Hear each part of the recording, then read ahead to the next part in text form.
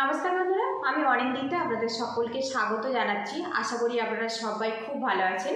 আজকে আমি ঝিঙে দিয়ে দারুণ ইউনিক স্বাদের একটা রেসিপি আপনাদের সাথে শেয়ার করব। এই রেসিপিটা গরম ভাতের সাথে খেতে অসাধারণ হয়। আমি কীভাবে বানাচ্ছি পুরো ভিডিওটি দেখার অনুরোধ রইল। আশা রাখছি ভালো লাগবে।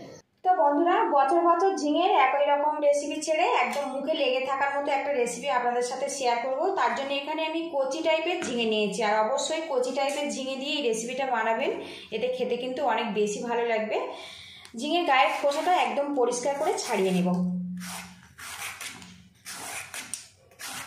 আর অবশ্যই পরিষ্কার করে খোসাটা ছাড়িয়ে নেবেন। এতে কিন্তু রেসিপিটা যখন রেডি হয়ে যাবে খেতে অনেক বেশি কিন্তু নরম লাগবে আর ভালো লাগবে।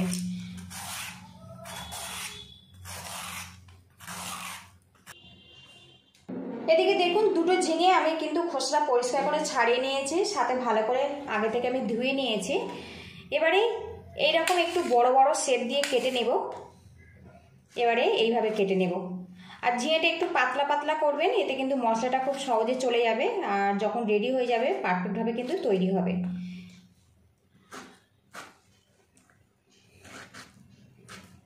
আমি এইরকম লম্বা লম্বা করে কেটে নিয়েছি। আপনারা কিন্তু যে কোনো শেপ দিয়ে এটা কেটে নিতে পারেন।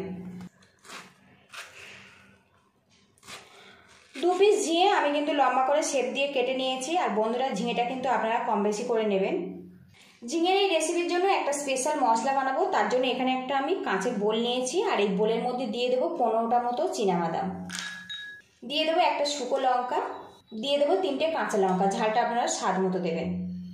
এবারে এর মধ্যে দিয়ে দেবো 1 চামচ পরিমাণে পোস্ত। এবারে এর মধ্যে দিয়ে দেবো 1 চামচ পরিমাণে কালো সর্ষে।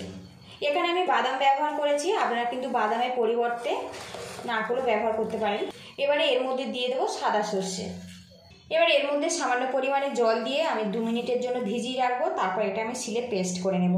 এদিকে প্যানটা আমি গরম করে নিয়েছি, আর এর মধ্যে দিয়ে দেবো 1 চামচ পরিমাণে সরিষার তেল। আর বন্ধুরা, ঝিঙের এই রেসিপিটা অবশ্যই সর্ষের তেল দিয়ে বানাবেন। এতে কিন্তু অনেক বেশি স্বাস্থ্যকর হবে, আর খেতে অনেক বেশি সুস্বাদু হবে। তেলটা গরম হয়ে গেছে, এর মধ্যে দিয়ে দেবো 1/2 চামচ কালো জিরে। কালো জিরাটা একটু নাড়াচাড়া করে নেব। কালো জিরের যে একটা সুন্দর গন্ধ, সেটা যতক্ষণ না বেরোচ্ছে। এবারে এর মধ্যে আমি দিয়ে দেবো কেটে রাখা ঝিঙেগুলো। গ্যাসের হিটটা এই সময় একদম হাইতে রাখবো, রেখে ঝিঙেটা একটু নাড়াচাড়া করে দেবো। এতে ঝিঙের যে একটা কাঁচা স্মেল আছে ওটা পুরোপুরি চলে যাবে। আর বন্ধুরা, এই সময় কিন্তু কোনো রকম লবণ ব্যবহার করবেন না, তাহলে কিন্তু ঝিঙে থেকে জল ছেড়ে দেবে আর ভালো মতো ভাজা যাবে না। স্প্যাচুলার দিয়ে উল্টে পাল্টে ঝিঙেটা আমি একটু ভাজা ভাজা করে নেব। বেশ কিছুক্ষণ নাড়াচাড়া করে ঝিঙেটা আমি ভাজা ভাজা করে নিয়েছি। এতে ঝিঙের যে একটা কাঁচা গন্ধ ওটা পুরোপুরি চলে গেছে।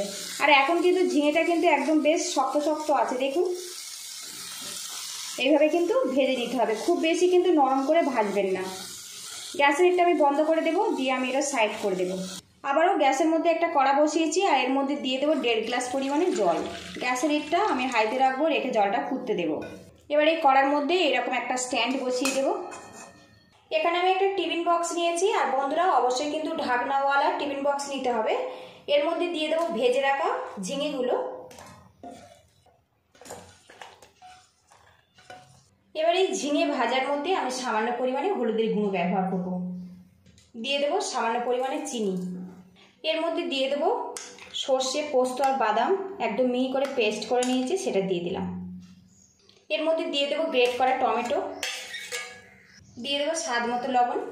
এবার এর মধ্যে দিয়ে দেবো 2 চামচ সরিষার তেল। এবার মশলাটা কিন্তু ঝিঙের সাথে ভালো করে মিক্স করে নেব। ঝিঙের মধ্যে একটা এক্সট্রা জল রয়েছে, আর এখানে আমি গ্রেট করা টমেটোও ব্যবহার করেছি, সেই জন্য কিন্তু খুব বেশি এখানে জলের প্রয়োজন হবে না। এবারে এখানে আমি বাটি ধোয়া জল দিয়ে দেবো 2 চামচ পরিমাণে, আর একটু ভালো করে মিক্স করে নেব।